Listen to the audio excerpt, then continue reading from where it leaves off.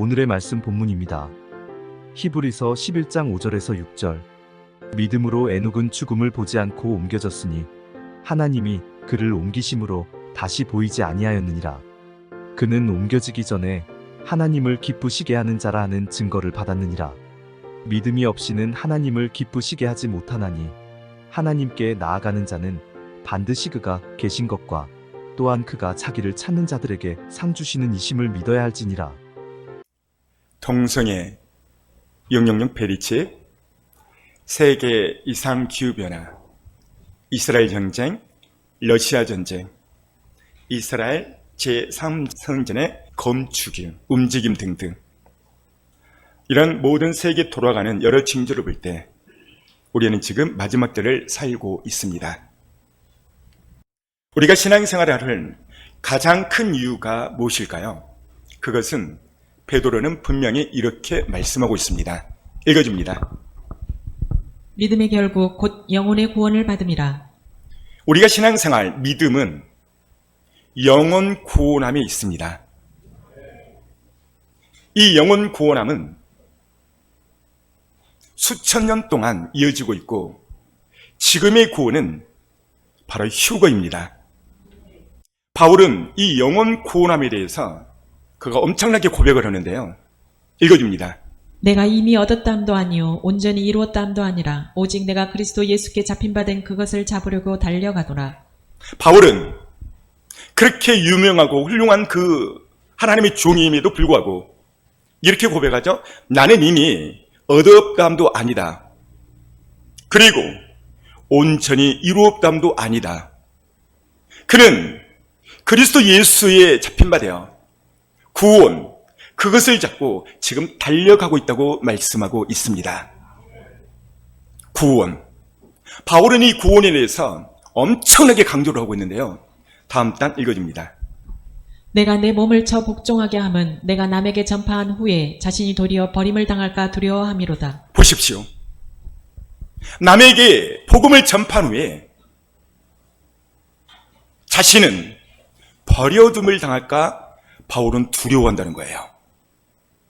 그래서 바울은 이 구원에 대해서 어떻게 말하는가? 그 다음 단 항상 복종하여 두렵고 떨림으로 너희 구원을 이루라. 여기 보십시오. 항상 복종하고 두렵고 떨림으로 뭘 이루라? 구원을 이루라. 제가 그래서 이 이루란 말을 헬라어 사전을 찾아보니까 뭐라고 되어 있냐면 카테르 가제스테 이런 단어를 쓰고 있어요. 첫 번째 뜻은 이루어 가다.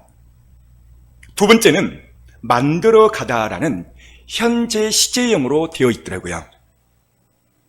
이 구원은 마지막 가는 주님 앞에 가는 그 순간까지 만들어 가라 그런 뜻이에요.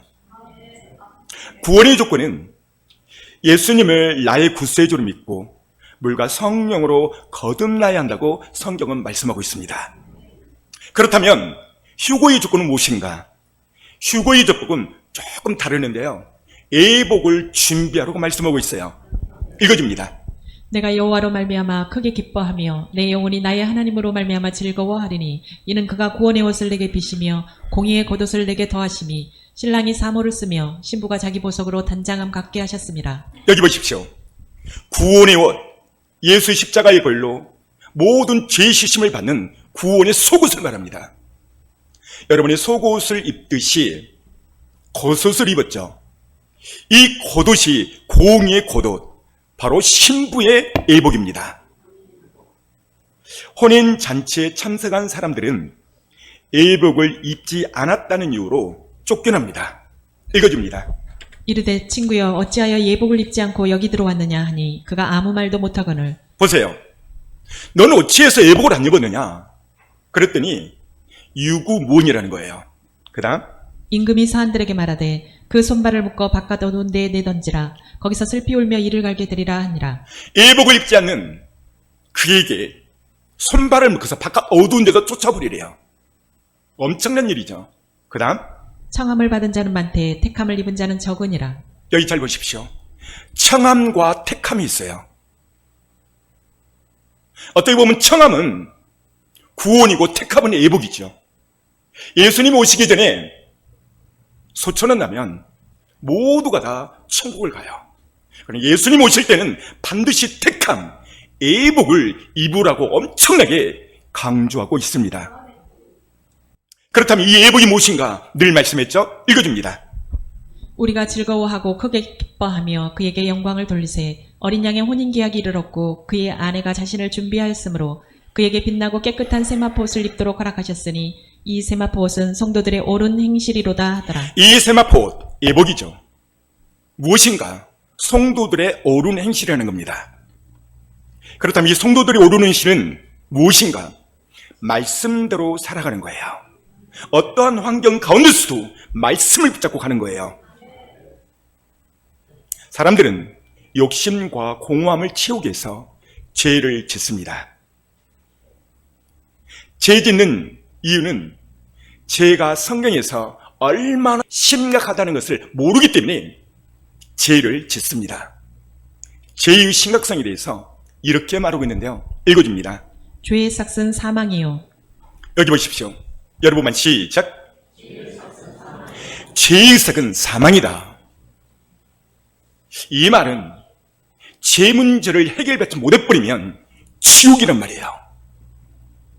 죄, 사망을 가져오고 우리를 영원히 지옥으로 끌고 가는 것이 바로 이 죄입니다. 이 죄 문제를 해결받기 위해서 예수님을 나의 구원자, 나의 구속자로, 구원자로 영접하는 것입니다. 이 시대의 많은 교회들은 한번 영접하면 무조건 영원히 천국 가는 걸로 알고 있습니다. 그러나 사도 요한은 그렇게 말하지 않고 있어요. 어디서 그러냐고요? 두 번째 단 읽어줍니다. 이기는 자는 이와 같이 흰옷을 입을 것이요 내가 그 이름을 생명책에서 결코 지우지 아니하고 그 이름을 내 아버지 앞과 그의 천사들 앞에서 시인하리라. 여기 보십시오. 이겨야 된다는 거예요. 예수 그리스도를 나의 구주로 믿고 아버지로 믿었다면 천국 가는 그 순간까지 이겨야 된다는 거예요. 첫 번째 뭐에 대해서 이겨야 되는가? 죄와 싸워서 이기라는 거예요. 여기 잘 보십시오. 이기지 못하면 생명책에서 지워질 수 있다는 거예요. 뭐가요? 우리의 이름이. 심각한 겁니다. 여호와는 한 번 구원은 영원한 구원이 아니라는 것을 말해주고 있는 거예요. 생명책에서도 지워진다는 거예요. 지워진다는 거. 어떤 것 때문에? 죄에 싸워서 늘 넘어지고 회개치 못하고 죽어버리면 그렇습니다. 이기지 못하면 생명책에서도 기록에서 지워진다는 것인데요. 그 다음에 또 증명하고 있어요. 예수님이 말합니다. 읽어줍니다. 누구든지 사람 앞에서 나를 시인하면 나도 하늘에 계신 내 아버지 앞에서 그를 시인할 것이요 누구든지 사람 앞에서 나를 부인하면 나도 하늘에 계신 내 아버지 앞에서 그를 부인하리라. 보십시오. 휴고되지 못하고 이 땅에 남아버리면 많은 환난, 대환난 속에 들어갑니다. 그래서 먹고 살기 위해서 짐승의표 666표를 받고 주님을 사람들 앞에서 부인해버리면 하늘에서도 하나님 아버지 앞과 천사 앞에서 너희를 부인하리라 그랬다 이 말이에요. 사랑하는 성도 여러분, 우리는 이기셔야 됩니다. 우리가 하나님의 자녀이고 주님의 신부라면 죄와 같이 싸워서 세상적으로 살아갈 수가 없는 거예요. 그런데 이 시대에 많은 죄의 성도들이 세상에 한 발, 교회에 한 발 이렇게 살아가고 있어요. 여러분, 죄로부터 이기십시오. 오늘 요한은 죄에 대해서 몇 가지 말씀하고 있어요. 읽어줍니다. 무엇이든지 속된 것이나 가증한 일 또는 거짓말하는 자는 결코 그리로 들어가지 못하되 오직 어린 양의 생명책에 기록된 자들만 들어가리라. 생명책에 기록하지 못한 죄가 몇 가지 열거되고 있습니다. 이것은 죄의 목록 중 일부분이에요. 첫 번째, 속된 것. 두 번째, 가증한 일. 세 번째, 거짓말한 자. 이 사람은 생명책에서 지워진다는 거예요. 구원의 조건은 요한계시록에 최종적으로 계시되어 있습니다. 먼저 이기셔야 됩니다. 그렇다면 이긴 자는 어떤 자인가? 죄의 목록에서 떠난 자입니다. 어린 양의 피로 두루마기를 빨고 자신의 모든 죄를 예수 피로 해결한 자입니다. 이것이 된 사람은 구원의 조건과 휴고의 조건이 충족된 사람입니다. 그 다음 읽어줍니다. 또 내가 보니 죽은 자들이 큰 자나 작은 자나 그 보좌 앞에 서 있는데 책들이 펴 있고 또 다른 책이 펴졌으니 곧 생명책이라. 죽은 자들이 자기 행위를 따라 책들에 기록된 대로 심판을 받으니. 여기에 생명책이라, 이 말은 결론입니다. 두 번째, 행위록은 구원받을 사람들의 행위의 증거들입니다. 현대교회가 구원론을 잘못 가르쳤기 때문에 그날 심판대 앞에서요 엄청난 일이 벌어질 것입니다. 어떤 이는 생명책에 자기 이름이 있을 줄 알았는데 없는 것입니다. 불못에 결국 들어갑니다. 두 번째, 또 어떤 이는 생명책에 자기 이름이 있는데 행위록에 보상받을 만한 선행이 없어서 천국에 집이 없는 거예요. 세 번째, 또 어떤 이는 생명책에도 이름이 있고 행위록에도 선행이 많아서 상상 이상의 엄청난 큰 상급을 받고 감동하는 사람이 있다는 것입니다. 여러분, 휴고의 조건은 이기는 자입니다. 이기는 자는 죄와 싸워서 승리를 말합니다. 자, 구체적으로 이기는 자는 어떤 삶을 살아가는가 읽어줍니다. 좁은 문으로 들어가라. 멸망으로 인도하는 문은 크고 그 길이 넓어 그리로 들어가는 자가 많고 생명으로 인도하는 문은 좁고 길이 협착하여 찾는 자가 적음이라. 이기는 자는 좁은 문으로 들어갑니다. 자, 그렇다면 이 좁은 문이 무엇인가? 살면서 말씀대로 살려고 발부둥치는 사람, 말씀대로 살려고 예를 쓰는 사람이에요. 이 사람이 좁은 문 말씀대로 살아가는 이기는 자의 삶의 태도입니다. 예수님을 믿어도 살면서 세상과 타협하며 사는 사람이 있습니다. 14절 읽어줍니다. 생명으로 인도하는 문은 좁고 길이 협착하여 찾는 자가 적음이라. 이 문은 좁아서 찾는 이가 적지만 넓은 문이 있다는 거예요. 이 넓은 문은 세상과 타협하면서 사는 사람을 말합니다. 이기는 자는 늘 깨어나서 주님 오심을 갈망하는 자입니다. 주님의 신분은 항상 이기며 하나님을 기쁘게 하며 사셔야 됩니다. 자, 그렇다면 어떻게 살아야 늘 이기며 하나님을 기쁘게 하며 살 수 있을까? 첫 번째는 날마다 주님과 동행하며 날마다 말씀대로 순종하며 이런 삶이 하나님을 기쁘게 할 수가 있습니다. 이 사람이 대표적으로 에녹이죠. 휴고의 샘플은 에녹이에요. 그래서 에녹에 대해서 잠깐 볼까 합니다. 읽어줍니다. 에녹은 65세에 무드셀라를 낳았고 무드셀라를 낳은 후 300년을 하나님과 동행하며 자녀들을 낳았으며 그는 365세를 살았더라. 에녹이 하나님과 동행하더니 하나님이 그를 데려가심으로 세상에 있지 아니하였더라. 에녹은 65세에 무드셀라를 낳았다고 말하고 있죠. 무드셀라라는 뜻은 하나님의 심판이라는 뜻입니다. 에녹은 무드셀라를 낳자마자 300년을 하나님과 동행하죠. 이유는 당시 시대가 죄악을 밥 먹듯 살고 있었어요. 그래서 하나님은 이 죄가 지나치니까 심판하겠다는 거예요. 어느 날 에녹에게 하나님의 음성이 들려옵니다. 너의 아들을 낳은 이후에 그 이후에 심판하리라. 그래서 에녹은 무드셀라, 자기 아들의 이름을 심판하라고 지은 거예요. 무드셀라. 에녹이 300년 동안 하나님과 동행할 수 있는 가장 큰 이유가 무엇이냐? 그것은요, 하나님의 음성, 너의 아들 이후에 심판하겠다, 세상을 멸어버리겠다, 이 심판 의식을 갖고 살았던 거예요. 저는 목회자로서 때로는 어떻게 해야 나도 에녹처럼 살 수 있을까? 저는 에녹에게 한 가지 배운 것이 있는데요. 그래, 나도 하나님의 심판을 기억하자. 저는 그래서요, 천국과 지옥 간증을 가끔 듣습니다. 일부러 찾아들어요.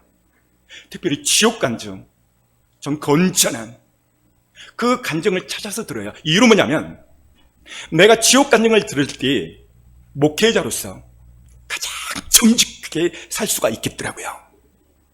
실질적으로요, 하나님은 그 말씀을 이루십니다. 읽어줍니다. 노아가 600세 되던 해 둘째 달 곧 그 달 11일 날이라. 그가 그날에 큰 기쁨의 샘들이 터지며 하늘의 창문들이 열려 40주야를 비가 땅에 쏟아졌더라. 하나님은 물로 그 시대를 멸망을 시킵니다. 제가 목회를 하면서 제가 한 가지 딜레마에 빠진 것이 있습니다. 그게 뭔지 아세요? 열심히 양육하고 설교 시간이 엄청나게 가르쳐도 어떤 대부분의 사람들은 말과 행동이 막 변화가 일어나요. 놀랍게도 어떤 사람은 아무리 가르치고 양육해도 계속 그 자리에 머물러 있어요. 저는 이런 성도를 보면서 굉장히 좌절이 빠져요. 왜 그럴까? 이분은 집사고 권사고 장로인데 왜 계속 그 자리만 있을까? 이유가 뭘까? 굉장히 고민을 했어요. 이유가 뭘까? 제가 이 설교를 준비하면서 그 답을 찾았어요. 그것이 뭐였냐면 날마다의 문제가 있는 거예요. 날마다가 왜 중요할까요? 날마다가 뭘까요? 날마다는 습관입니다. 생각은 행동을 낳고 행동은 습관을 낳는다. 습관은 운명을 바꾼다는 말이 있습니다. 신앙생활에 가장 크게 좌우하는 것이 날마다 습관입니다. 인간은 날마다를 잘못 사용하면 쉽게 죄에 빠지기 쉬운 약한 존재이기 때문입니다. 미디어나 스마트폰, 뗄래야 뗄 수 없는 관계 속에서 살아가죠. 그러니까 어떤 자료에 의하면 사람이 하루에 스마트폰을 평균적으로 2600번 막 터치한대요. 이 스마트폰을 통해서 좋은 정보를 얻을 때도 있지만 때로는 아주 더러운, 음란한 이것이 우리의 생각을 잡을 수가 있다는 것이죠. 더러움의 통로가 될 수가 있다는 거예요. 성경에요, 날마다를 잘못 사용한 대표적으로 한 사람이 등장해요. 여러분, 이 사람이 누군지 아십니까? 누가복음 16장에 나오는 부자입니다. 읽어줍니다. 한 부자가 있어 자색옷과 고운 베옷을 입고 날마다 호화롭게 즐기더라. 여기 보십시오. 이 부자는 돈이 많아요. 돈이 많으니까 이 사람이 하는 행동은 좋은 옷을 입고 날마다 호화롭게 즐기더라. 날마다 연애 청춘을 베풀고 풍광을 즐기며 세상을 즐겼다는 거예요. 이 날마다를 이 사람이 잘못 사용한 거예요. 이 사람의 실수는 날마다예요. 이 사람이 가끔은 어려운 사람 대문 앞에 누워있는 거지를 살피고 가끔은 착한 일을 하고 그 다음에 예수님을 하나님을 믿었더라면 천국 갔을 거예요. 이 사람은 돈이 많아서 이 날마다라는 시간을 잘못 사용해서 결국 지옥을 갔습니다. 신앙의 가장 큰 문제는 날마다에 있습니다. 오늘 이 날마다에 대해서 말씀을 전할 겁니다. 성경에서 날마다를 잘했던 몇 사람이 등장하죠. 그 첫 번째는요, 바울이요, 바울. 이 바울은 이 날마다를 어떻게 사용했는가 봤더니 이렇게 말씀하고 있어요. 두 번째 단 시작. 형제들아, 내가 그리스도 예수 우리 주 안에서 가진 바 너희에게 대한 나의 자랑을 두고 단언하노니 나는 날마다 죽노라. 따랐습니다. 나는 날마다 죽노라. 바울이 목회하면서 엄청나게 스트레스가 많이 있을 거예요. 유대인들에게 괴롭힘, 찔림, 아픔, 상처, 화내고 싶을 때도 한두 번이 아니었을 거예요. 저도 마찬가지예요. 그런데요, 바울이 승리할 수 있었던 유일한 것을 말하고 있는데요, 날마다예요, 날마다. 날마다 뭐 있다는 거예요? 예, 자아를 쳐서 죽였다는 거예요. 할렐루야. 바울과 같이 이렇게 유명한 하나님의 종도 이 날마다에서 성공을 한 거예요. 어떻게? 매일처럼 자신의 자아를 십자가에 쳐서 못 박았다는 거예요. 사람들은요, 우리의 마음속에 하나님 마음 두기를 싫어합니다. 읽어줍니다. 또한 그들이 마음에 하나님 두기를 싫어하며 하나님께서 그들을 그 상실한 마음대로 내버려 두사 합당하지 못한 일을 하게 하셨으니. 보세요. 원래 사람의 마음에는요, 하나님 두기를 싫어해요. 이 말은 무슨 말이냐면, 여러분의 삶에 적용해서 하나님 두기를 싫어한다 이 말은 하나님 말씀을 내가 보기를 싫어한다 그 말이에요. 여러분 생각해 보세요. 테레비 보기를 좋아요? 하나님 말씀 보기를 좋아해요? 말씀을 해보세요. 입이 있으면. 테레비고 드라마요. 핸드폰이고 휴대폰이고 동영상이에요. 엄청 좋아해요. 근데 하나님 말씀은 동영상처럼 드라마처럼 영화처럼 나는 즐긴다. 손 들어보세요. 아무도 없어. 만약 있다면 0.2% 부족할 수 있어. 왜냐하면 성경이 그렇게 말하고 있어요. 그래서 이 말씀은 하나님 이렇게 말씀해요. 윗다. 읽어줍니다. 태초에 말씀이 계시니라. 이 말씀이 하나님과 함께 계셨으니 이 말씀은 곧 하나님이시니라. 보세요. 따라서 이 말씀은 곧 하나님이시라. 여러분만 시작. 보십시오. 이 말씀이 곧 하나님인데 이 말씀 보기가 싫은 거예요. 근데 놀랍게도요, 초대교회 우리 선배들은요 그러지 않았다는 거예요. 읽어줍니다. 우리는 오로지 기도하는 일과 말씀 사역에 힘쓰리라 하니. 잘 보십시오. 우리는 초대교회 선배들입니다. 여기 날마다의 단어가 어떤 것과 같죠? 오로지, 오로지. 따라서 오로지. 이 오로지가 날마다와 같은 말이에요. 오로지 뭐 했다는 거예요? 말씀과 기도에 전무했다는 거예요. 할렐루야. 그래서 이 사람들이 승리한 거예요. 초대교회에 엄청난 핍박이 있었죠. 예수 믿는다고 사자굴 속에 넣어버렸어요. 예수 믿는다고 정부에서 엄청난 핍박을 했어요. 생각해 보세요. 예수 잘 믿는다고 오늘 주일 참석했다고 정부에서 과태료 10만 원 나왔습니다. 여러분 그런 통계 받으셨어요? 없어. 당시에는 엄청난 육체적인 핍박이 있었죠. 근데 이 시대는 풀이 자유예요. 근데 문제는요, 당시는 핍박이었지만 이 시대의 역사 현대는요 엄청난 유혹이 스마트폰을 통해서 계속 따라다녀요. 직장생활, 사회생활. 오늘 여러분들은 일주일 동안 살면서 엄청난 유혹 가운데 살았을 거예요. 초대교회는 핍박이지만 지금은 엄청난 유혹이 나를 채집게 해요. 이것을 이길 수 있는 힘이 뭔가 오늘 성경은 분명히 말해주고 있어요. 마지막 단 시작. 하나님의 말씀과 기도로 거룩하여지니라. 할렐루야. 따라서 말씀과 기도로 거룩해진다. 말씀과 기도를 하지 않으면 이 엄청난 유혹의 이 미디어 시대를 이길 수가 없어요. 그럼에도 불구하고 말씀과 기도를 안 보신다는 거죠. 이것을 날마다 습관처럼 하지 않는다는 거예요. 초대교회는요 날마다를 잘했습니다. 아침에 눈을 뜨면 습관처럼 그들은 말씀을 보셨어요. 예수님은 당시 제자들에게 말합니다. 예루살렘을 떠나지 말고 날마다 말씀과 기도로 50일 동안 기도해라 라고 말해요. 이 50일 동안 기도할 때 50일 후 어떤 일이 벌어지나요? 성령의 강력한 초대교회에 성령이 임하죠. 이 성령의 임함을 통해서 제자들이 살아나고 복음이 지금까지 엄청나게 번져갔습니다. 자, 이 초대교회 조금 볼까요? 읽어줍니다. 날마다 마음을 같이하여 성전에 모이기를 힘쓰고 집에서 떡을 떼며 기쁨과 순전한 마음으로 음식을 먹고. 잘 단어를 살펴보세요. 여기도 보니까 날마다예요. 날마다.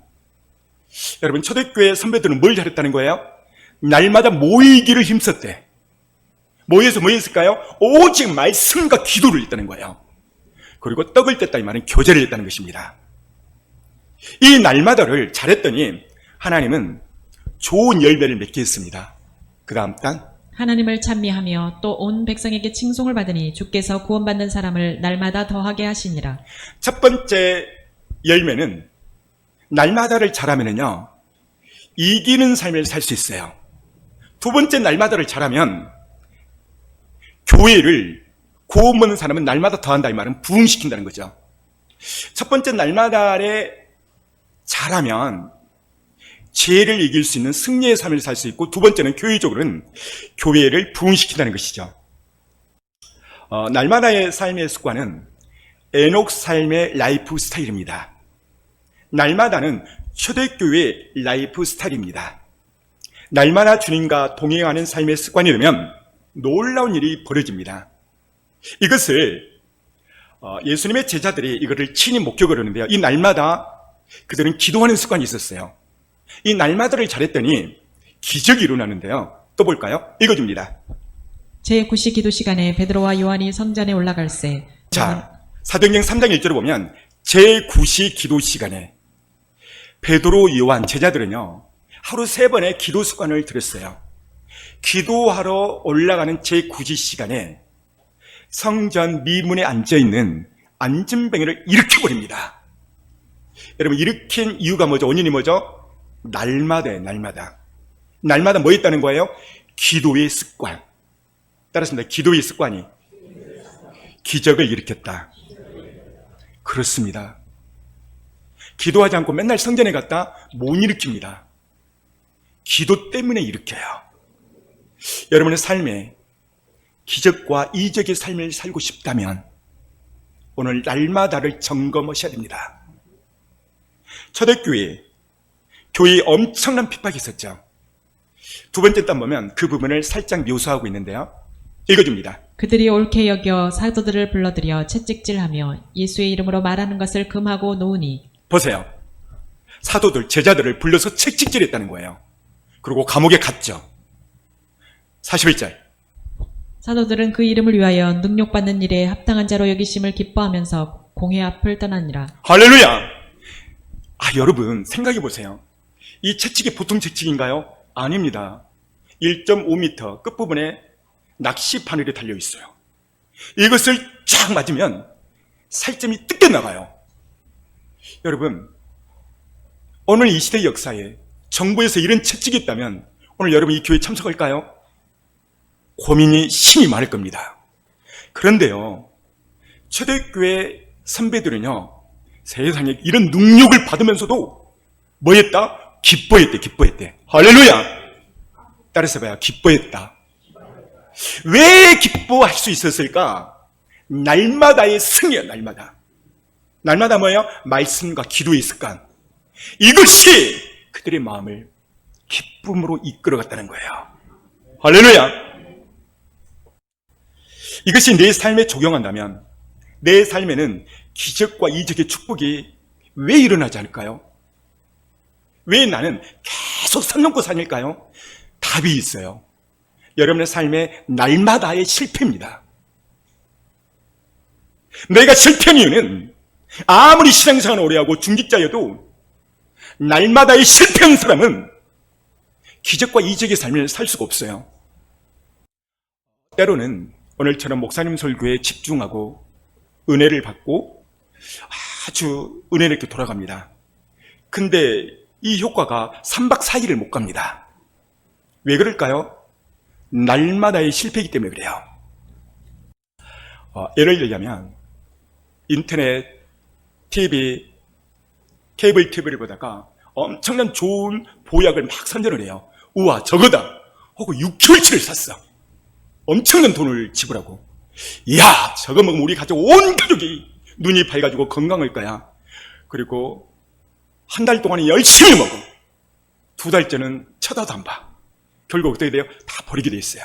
무슨 말이냐면 아무리 보양식 좋은 약이어도요, 습관처럼 날마다 꾸준히 먹어야 돼.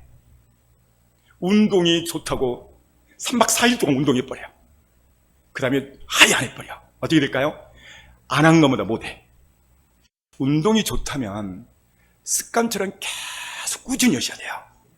여러분, 따라서 해볼까요? 꾸준히. 효과적이다. 여러분, 약도 마찬가지고요. 하나님의 말씀도 마찬가지예요. 은혜를 받았으면 그 말씀이 계속 꾸준히 가야 돼, 꾸준히. 우리는 11시 예배 시간에 말씀에 은혜를 받을 때가 많이 있죠. 그런데 이 삶에서 그 은혜의 말씀이 날마다 유지가 돼야 돼요. 그 첫 번째가 뭐냐면 말씀의 읊조림이에요, 읊조림. 은혜 받을 때만 막 읊조려요. 근데 이게 3박 4일이 못 가. 어쩌다 말씀 읊조리고, 어쩌다 기도하고, 어쩌다 또 은혜를 받으려고 그러고, 어쩌다 또 기도 생활하고, 어쩌다 기도하고, 어쩌다 봉사하고, 이러면 기적과 이적을, 축복을 맛볼 수가 없다는 것이죠. 어쩌다가 꾸준히 가야 꾸준히 가는 열매가 있는 것입니다. 제가 볼 때 성경에서 날마다를 가장 잘했던 사람이 있어요.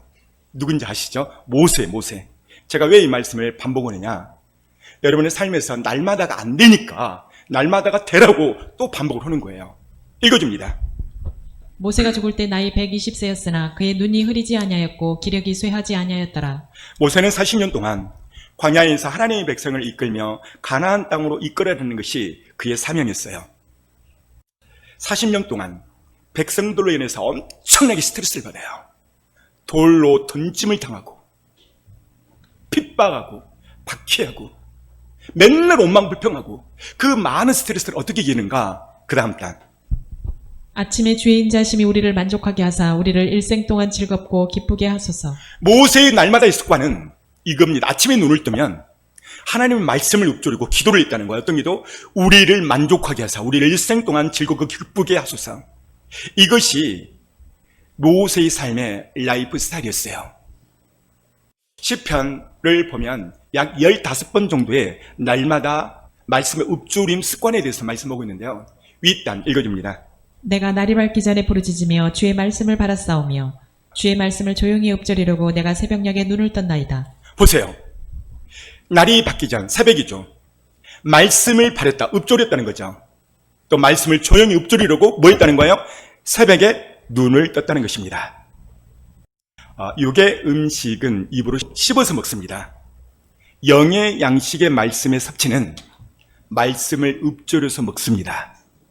모세는 이 비밀을 알았기 때문에 200만 명, 이 많은 대군을 이끌고 목적을 이룰 수 있는 이 비밀이 날마다 아침에 말씀, 읊조림에 있었다는 것이 비밀입니다. 사랑하는 성도 여러분, 사람들의 말로 인해서 상처를 받은 분도 제가 여러분의 표정을 보니까 딱 2명이 있어. 오늘 말씀을 잘 듣고 이 상처를 이 하나님의 말씀으로 물리치셔야 돼요. 어떤 말씀으로 물리쳐야 되는가? 하나님 여러분에게 이렇게 말씀하세요. 여호와가 너를 항상 인도하여 메마른 곳에서도 내 영혼을 만족하게 하며 내 뼈를 견고하게 하리니 너는 물된 동산 같겠고 물이 끊어지지 아니하는 샘 같을 것이라. 할렐루야. 이 말씀이 나의 정체성으로 딱 못을 박아버려야 돼, 내 마음에. 이런 사람은 어떤 말, 상처된 말, 어떤 말을 들어도 박차고 일어나요. 왜? 하나님의 말씀이에요. 넌 물된 동산이다. 너는 마르지 않는 샘물이다. 여호와가 너를 항상 인도할 것이다. 하나님이 나를 만족케 하는, 나는 하나님의 동산, 물된 동산이다. 이것이 마음에 탁 박히는 사람은요, 세상에 어떤 비난의 말, 비판의 말, 상처의 말이 견디지를 못해요. 문제는 이 말씀이 여러분 안에 없기 때문에 누가 말하면 상처받는 거예요. 할렐루야. 이 말씀이 여러분의 정체성이 되시기를 주의 이름으로 축복합니다. 하나님은 이 말씀을, 나의 말씀을 레마로 내가 받아들였을 때 하나님은 우리를 그렇게 축복하십니다. 생각을 변화시키는 게 아닙니다. 우리의 생각을 변화시키는 것은요, 하나님의 말씀이에요. 말씀. 따랐습니다. 하나님 말씀이 나의 생각을 변화시킵니다. 여러분만 시작. 나의 생각을 변화시키려면 어떻게 해야 되는가? 첫 번째는요, 내가 좋아하는 말씀, 특히 예배 시간에 감동이 되고 은혜의 소로 말씀을 적으세요. 예배 시간에 은혜가 됐다 이 말은 그 시간에 내게 주신 말씀이세요. 왜 그러냐면 모든 말씀이 다 은혜스럽지는 않아요. 근데 어느 시간 은혜스러운 한 말씀이 내 심장을 꼽혀요. 그 말씀은 그 시간에 여러분이 주신 말씀이에요.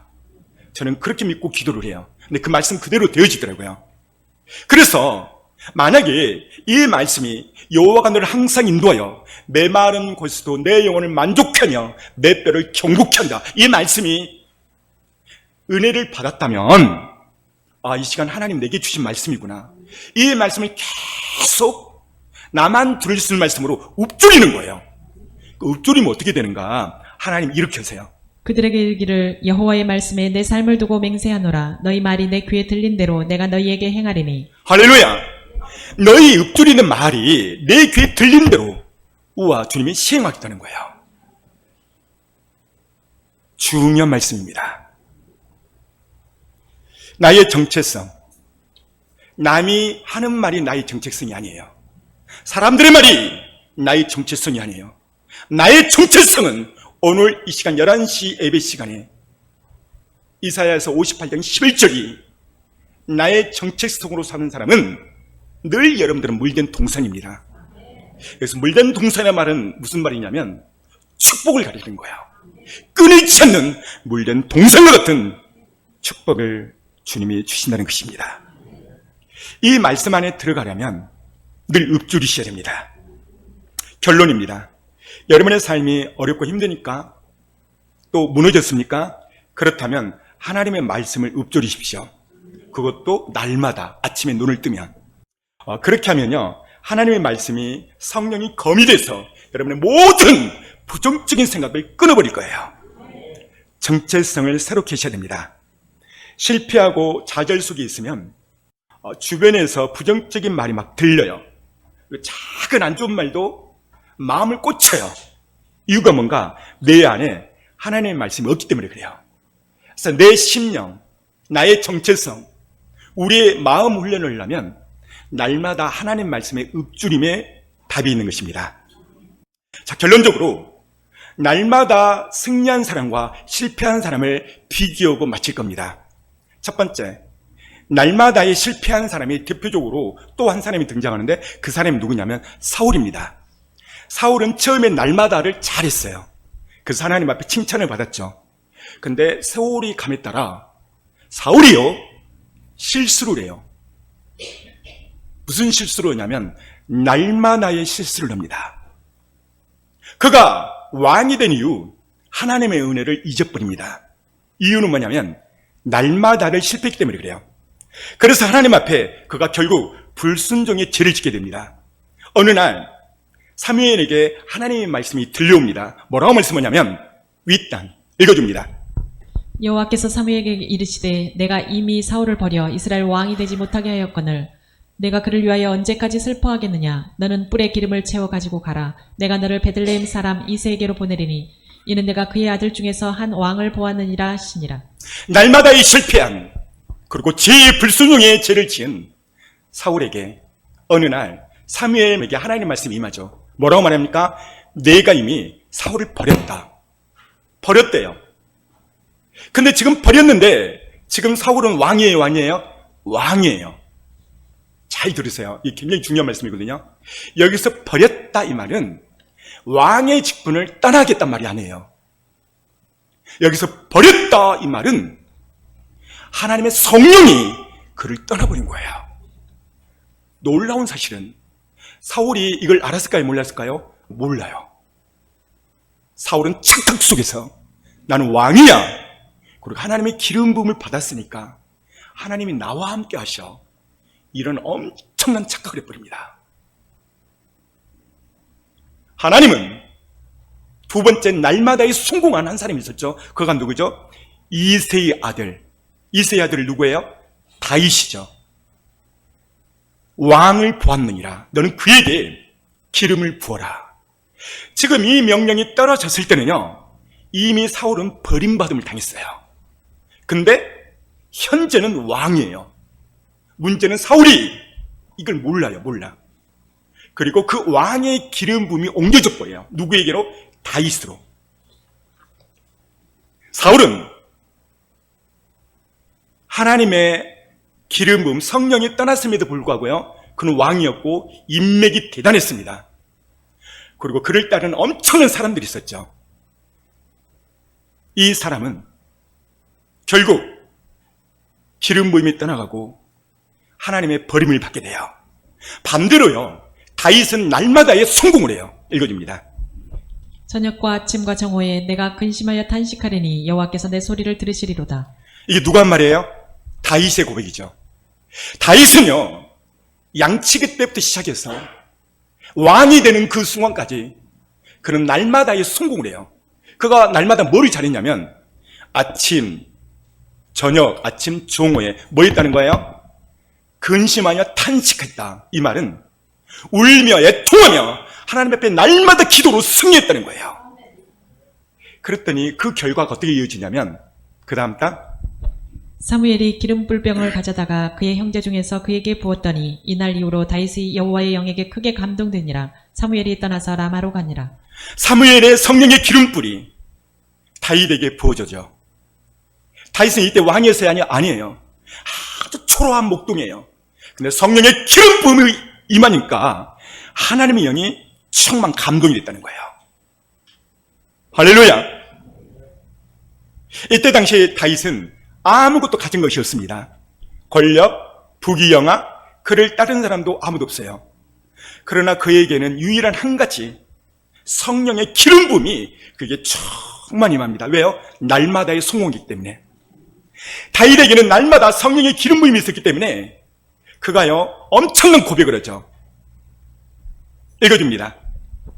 여호와는 나의 목자시니 내게 부족함이 없으리로다.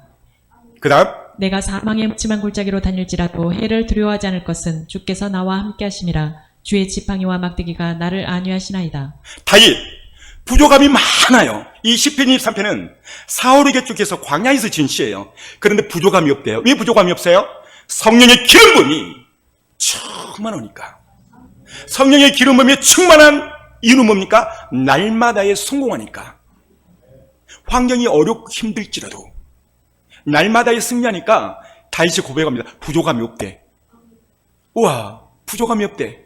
부족함이 없을 뿐만 아니라 사망의 음증한 골짜기, 원수 사울이 창검을 들고 군사 3,000명을 대동하고 죽이러 와요. 사망의 음증한 골짜기입니다. 이것을 말하는 거예요. 그런데 두려워하지 않는데. 왜요? 날마다의 성공한 기름 부음이 충만하니까. 할렐루야. 그래서 다윗이 느끼죠. 주님이 나와 함께 하신. 결국 주님은 나를 승리의 길로 이끌 것이다.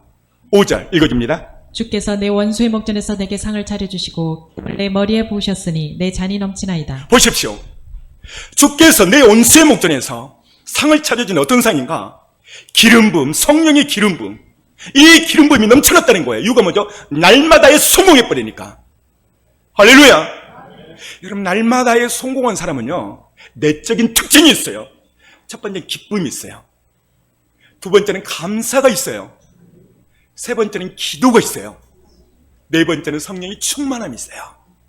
반대로요, 사울 볼게요. 조금 더 봅니다. 이 사울은 이 날마다의 실패니까요, 어떤 일이 벌어지냐면 사울의 종말입니다.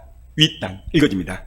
사울이 죽은 것은 여호와께 범죄하였기 때문이라. 그가 여호와의 말씀을 지키지 아니하고 또 신접한 자에게 가르치기를 청하고. 잘 보십시오. 사울이 최종 비참하게 죽게 되는데요, 그 이유를 역대상 13장 13절에서는 이렇게 정확히 설명하고 있어요. 따라서 봐. 여호와께 범죄함이라. 여러분, 여호와께 범죄한 이유가 뭐죠? 그 다음 단이 설명해요. 14절 시작. 여호와께 묻지 아니하였으므로 여호와께서 그를 죽이시고 그 나라를 이새의 아들 다윗에게 넘겨주셨더라. 사울이 범죄한 이유는 여호와께 묻지 아니했다. 이 말은 뭔 말일까요? 기도하지 않았다는 거예요. 다시 말하면 날마다의 실패인 거예요. 말씀과 기도로 나갔어야 했는데 이 사람은 이거에 실패하니까, 날마다 말씀과 기도 생활을 하지 않으니까 여호와께 범죄했다는 거예요. 묻지 아니했다 이 말은 기도하지 않았다는 거예요. 날마다 실패했다는 거예요. 그래서 여호와께서 그를 죽이시고, 우와, 따라서 봐, 여호와께서 그를 죽이시고. 여러분, 누가 죽였다는 거예요? 하나님이 죽였다는 거예요. 근데 중요한 사실은 여기서 우리가 하나 꼭 깨닫고 넘어야 될 것은 날마다의 실패한 사람이에요. 사울이 왕의 초청이 이루어질 때 어떻게 했나요? 사무엘 선지자가 성령의 기름을 붓죠. 사울도 처음엔 하나님의 사람이었어요. 처음에 잘했죠. 근데 사울이 왕자리에서 물러나고 그가 비참하게 죽은 이유는 그 원인을 분석을 했는데, 여호와께 묻지 아니함으로, 이 말은 어느 순간 날마다 실패한 거예요. 그래서 그 결과 하나님 앞에 불순종의 죄를 짓죠. 여기 보십시오. 그가 말씀을 지키지 아니하고 불순종이죠. 그리고 신접한 자 당시 무당에게 찾아갔다는 거예요. 어느 통계 보니까요, 지난주 CTS 뉴스를 보니까 한국 기독교의 약 20에서 30%가 무당을 찾아간대요. 이유가 뭘까요? 날마다의 실패이기 때문에 그래요. 날마다의 실패하는 사람은 하나님의 음성이 안 들립니다. 사울은 날마다의 실패이기 때문에 죄를 짓고 친접한 자, 무당에게 찾아갑니다. 그래서 결국 이 날마다의 실패하니까 하나님은 이새의 아들 다윗에게 그 왕자리를 물려주고 맙니다. 사랑하는 성도 여러분, 여러분들이 진짜 원하는 것이 무엇입니까? 왕관이십니까? 높은 자리입니까? 아니면 성령의 기름 부음이십니까? 오늘 이후로 조용히 날마다의 기도의 골방을 찾으시길 바랍니다. 우리 시대가 아무리 변해도 변치 않는 유일한 것이 있는데요, 첫 번째는 하나님의 말씀이고, 두 번째는 성령의 기름 부음이에요. 지금은 마지막 때입니다. 이 마지막 때에 신부가 승리해야 될 것은 날마다예요. 날마다. 따라서 해볼까요? 신부가 승리해야 될 것은 날마다입니다. 하나님은 날마다 기도의 골방에 있는 다윗과 같은 주님의 신부를 찾고 있어요. 날마다 말씀과 기도로 기도의 골방에서 성령의 충만한 기름 부음을 받은 그 한 사람을 오늘 찾고 있어요. 자, 그러면 여러분 모두가 날마다의 승리했으면 좋겠습니다. 날마다 말씀과 기도의 골방에서 승리해야 이 재앙 많은, 이 유혹 많은 이 세상을 승리할 수가 있습니다. 제가 우리 성전에 여기 온 곳은 간증인데요, 상가 2층에서 성도가 없으니까 돈도 없네, 힘이 없어. 그럼에도 불구하고 내 안에는 말씀이 있었어요. 그게 어떤 말씀이었냐면, 이사야서 41장 10절, 두려워 말라, 놀라지 말라, 내가 너와 함께함이라. 내가 나의 어려운 오른손으로 내가 너를 붙잡아 줄 거다. 두 번째는 창세기 28장 15절 말씀, 어느 날 새벽에 말씀 오셨어요. 두려워 말라, 내가 내게 준 사명을 다 이루기까지 내가 너를 떠나지 않냐리라. 아무도 없는데 하나님이 내게 말씀했어요. 그러니까 지금까지 기억하고 있고, 그 말씀이 제 인생 목회 뒤에 큰 산으로 버티고 있는 거예요. 그 말씀이 산으로 딱 버티고 있으니까 엄청난 바람과 위기와 어려움이 와도 흔들림이 없어요. 제가 늘 말하잖아요. 저 밖에 나가면요, 이동호 목사님은 중형교회 목사님일 거야.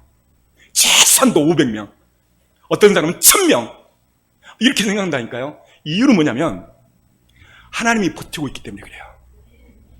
하나님이 버티고 있으니까 성도가 좀 없고 물질이 어렵고 전혀 안 보여요. 오직 주님만 보여요. 오늘 다윗 보십시오. 광야로 둘로 도망치고 다니는 그 10편 2, 3편에 기록할 때 상황이에요. 근데 부족함이 없대. 내가 사망의 음청 골짜기를 날지라도 나는 부족함이 없대. 이거 뭡니까? 주께서 나와 함께 하십니다. 따르습니다. 주께서 나와 함께 하십니다. 오늘 어떻게 해야 여러분들도 다윗처럼 승리의 삶을 살 수 있을까? 그 비밀의 첫 번째는 날마다입니다. 그 날마다 뭐 해야 되는가? 아침에 눈을 뜨면 TV 신문보다, 전화보다 말씀을 보셔야 돼요. 이게 비밀이야, 비밀. 아침에 20분이 하루의 루틴을 결정짓는데요. 여러분, 아침에 습관 그 루틴을 바꾸십시오. 아침에 딱 눈을 뜨면 어디서 문자 왔나? 어디서 카톡이 왔나? 이것보다 말씀을 먼저 보세요. 하나님은 그걸 보십니다. 그 말씀을 보고 읊조리는 거예요. 그 읊조릴 때 하나님이 내게 임하세요. 그의 삶을 하나님께서 다윗처럼 여러분의 삶을 이끌어 가실 것입니다. 이 시간 모두 다 눈을 감고 가슴에 손을 얹어봅니다. 사랑하는 성도 여러분, 여러분들은 날마다에 승리하십니까? 날마다 그림을 그리기를 좋아하는 사람은 화가입니다. 날마다 유튜브를 만들고 유튜브를 좋아하는 사람은 유튜버입니다. 날마다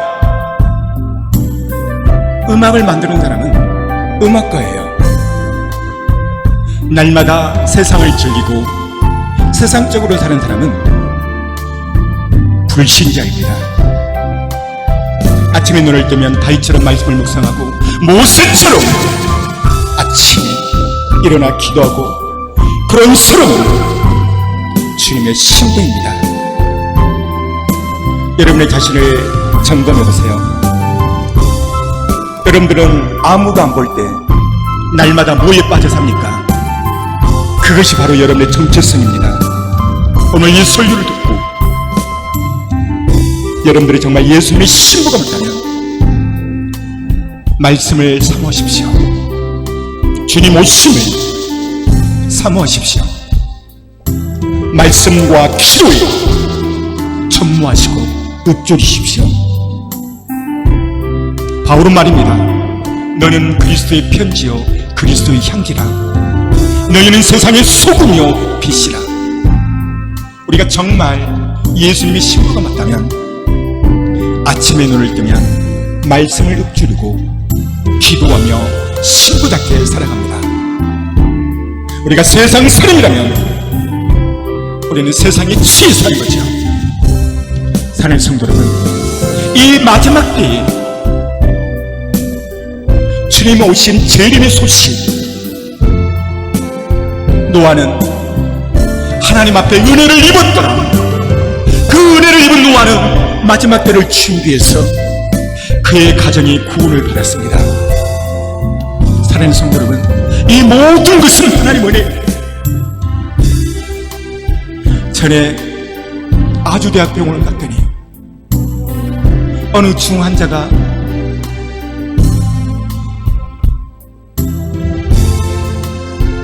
휠체어를 밀며 화장실을 가는데 한참 찾아봤는데 30분이 넘게 가는 거.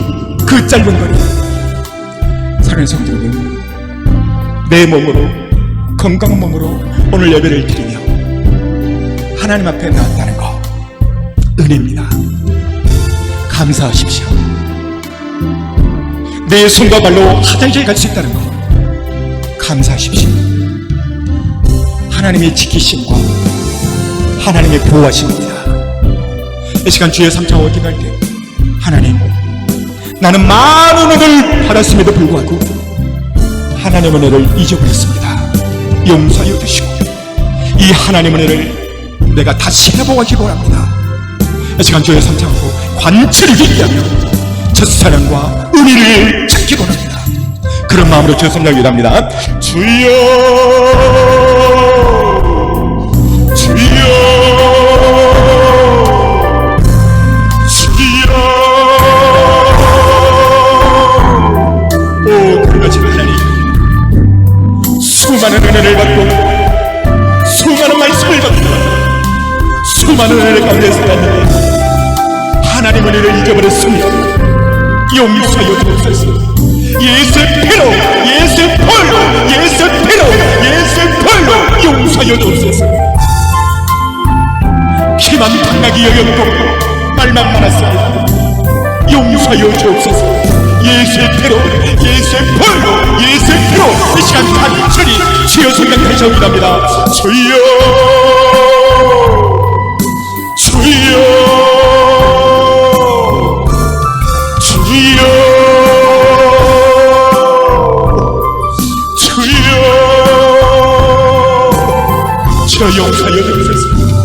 말씀대로서이가 많은 은혜를 바치고 은혜를 입어로 잊어버렸습니다. 예수의 피로 용서하여 주옵소서. 예수의 벌로 예수의 벌로 사울이 죽은 것은 여호와께 묻지 아니하였다. 하나님 용서하여 주옵소서. 날마다 이 실패한 사울, 날마다 승리한 다윗, 여호와는 나의 목자의 신이 내게 부족함이 없어졌다. 사망의 은자한 골짜기에 달지라 내가 해를 두려워하지 않겠습니다. 주께서 나와 함께하십니다. 하나님 오늘 날마다 이 승리하게 하여 주옵소서. 날마다 이 승리하게 하여 주옵소서. 주여 역사하여 주옵소서. 주님 도와주시옵소서. 내가 너를 지명하여 보내나니 너는 나의 신부라 나의 것이라. 두려워 말라. 내가 너를 구속하였고 내가 너를 지명하여 보내노니 내가 물 가운데 있을 때 내가 너와 함께하리라. 강을 건널 때 물이 너를 짊어지지 못할 것이라. 불이 너를 들어오지 못할 것이라. 주의 역사여 주옵소서. 주의 역사여 주옵소서. 주의 역사여 주옵소서. 주여 이 시간 간절히 여사람 외치면 통성으로 기도합니다. 예수의 피로 예수의 불 성령의 불 성령의 불 성령의 불 주여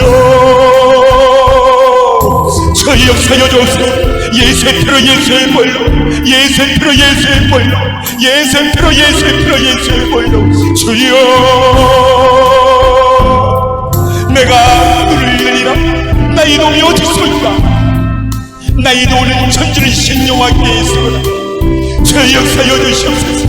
우리 성도들의 마음에 가득히 역사여 주시옵소서. 삶 가운데서 온전히 힘이 되어주시고 능력이 되어주시고 오른팔이 되어주시옵소서. 오 주의 역사여 주옵소서. 주여 예수의 피 예수의 보혈 예수의 피 예수의 보혈 예수의 피 예수의 보혈 예수의 피 주여 은혜를 노력하여 주시고 축복하여 주옵소서. 예수의 피로 예수의 보혈로 예수의 피로 예수의 보혈로 주여 하나님 도와주시옵소서. 주님 도와주시옵소서. 나의 미래신 여호와여 내가 주님을 사랑하라 하는 고백되게 하여 주시고 주님 우리 방패하여 주시고 힘이 되어 주시옵소서. 주여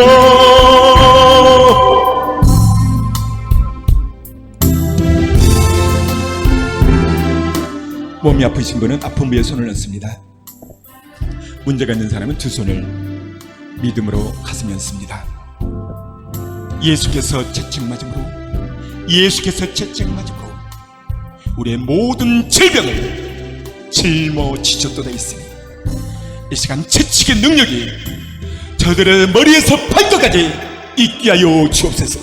예수의 불로 예수의 피로 모든 병들은 떠나갈 지어다. 머리에서 발끝까지 치유가 될 지어다. 머리에서 발끝까지 모든 염증과 통증은 사라질 지어다. 모든 아픔도 100% 사라질 지어다.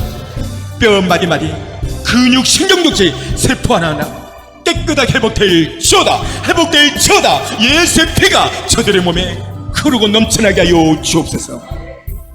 하나님 큰 문제와 아픔과 상처가 있어서 믿음으로 가슴에 두 손을 얹었습니다. 회복시켜 주옵소서. 내가 나사리 예수님을 선포하노니 모든 문제와 질병은 떠나갈 지어다. 모든 문제거리는 다 떠나갈 지어다. 모든 문제는 축복으로 바뀌어질 지어다. 바뀌어질 지어다. 축복이 될 지어다. 예수님의 이름으로 선포하며 기도했습니다. 아멘. 이 찬양하시고 헌금 드리십니다.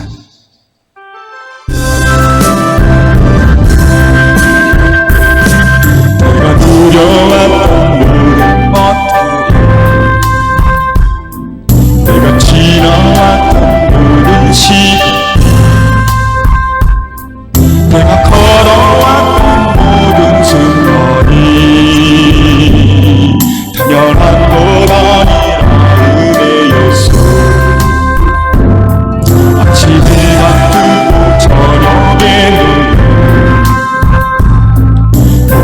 잔디와 가을에 변하는 계절의 모든 순간이 연한 보라의 은혜였어. 모든 것을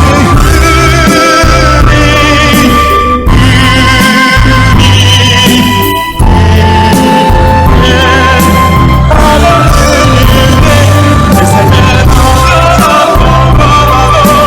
없었던 것을 모든 것이 은혜였어.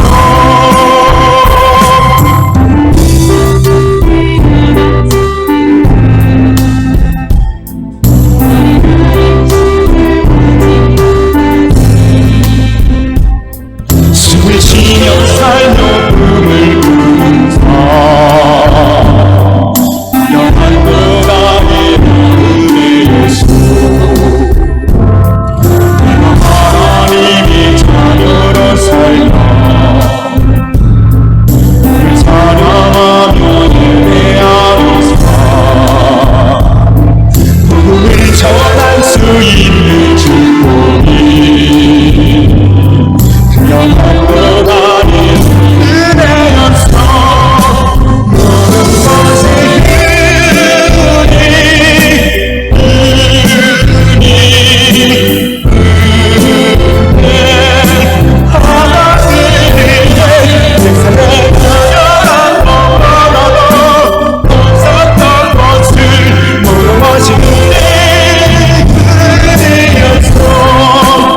모든 것을